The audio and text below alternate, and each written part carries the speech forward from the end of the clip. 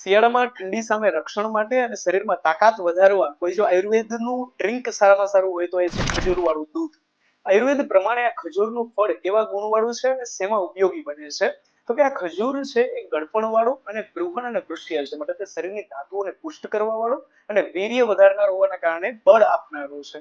આ જ્યારે દૂધ સાથે વિશેષ કરીને લેવાય ત્યારે વાયુ અને પિત્ત બંનેને શાંત કરવા વાળો છે, એટલે કે મેઘતાતીની બળતરા, દાહ અને શોષને દૂર કરવા વાળો છે.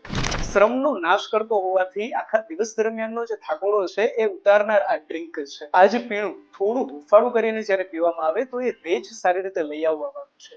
પણ આ ખજૂર પચવામાં કંઈક અંશે ભારે હોવાના કારણે આહારના સ્થાને આનો ઉપયોગ છે કરવો જોઈએ. અને સાથે જેમને પેશાબ અટકીને આવતો હોય કે પથરીની બીમારી હોય એમાં ખજૂર અને જાંબુ આ બંને ફળ એવા છે કે જે એમના માટે અપથ્ય એટલે કે ન સેવન કરવા યોગ્ય છે. તો આ જ પ્રકારે ખાનપાનને આયુર્વેદની દ્રષ્ટિએ જાણવા માટે આજે જ અમને ફોલો કરો અને આપને શેના વિશે જાણવું છે એ અમને કોમેન્ટમાં જરૂર જણાવો.